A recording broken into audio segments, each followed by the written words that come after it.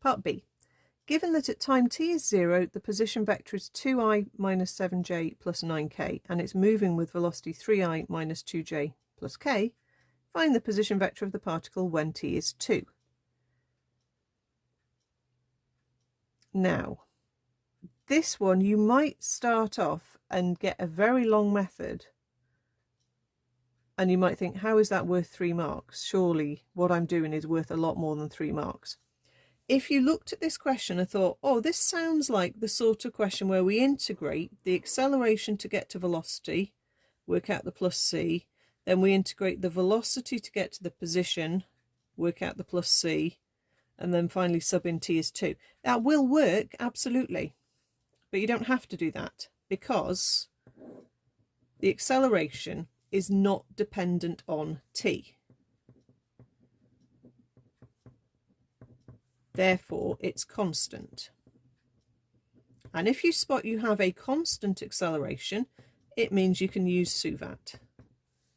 Okay, so you must be careful, because not every vector question it is appropriate or possible to use SUVAT. Okay, it's only when the acceleration is not dependent on t. You can't see a t anywhere in this. Basically, the acceleration is not going to change.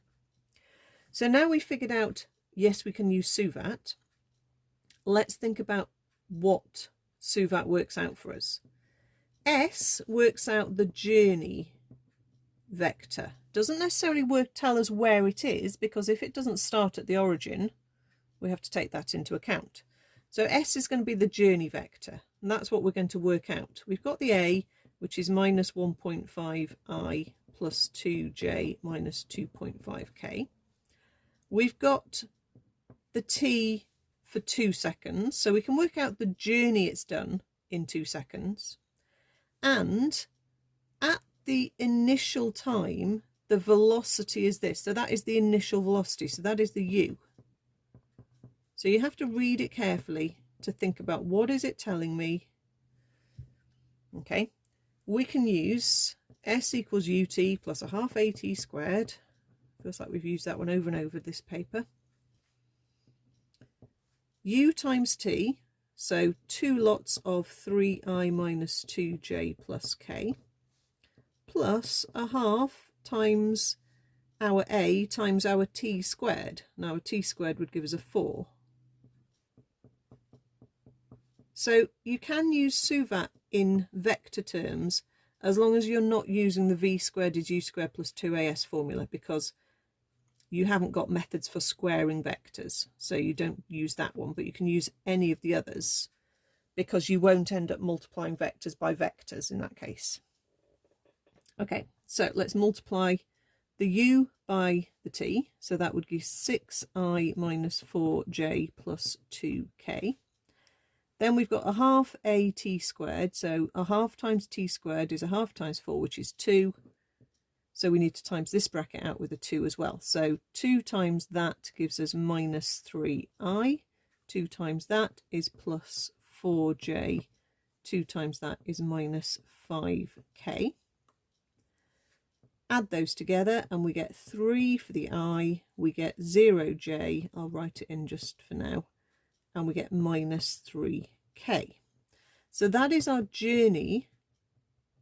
But remember, when you're doing vectors, to work out where you have ended up, you need to know where you've started from, add on the journey vector, and you'll find where you've ended up.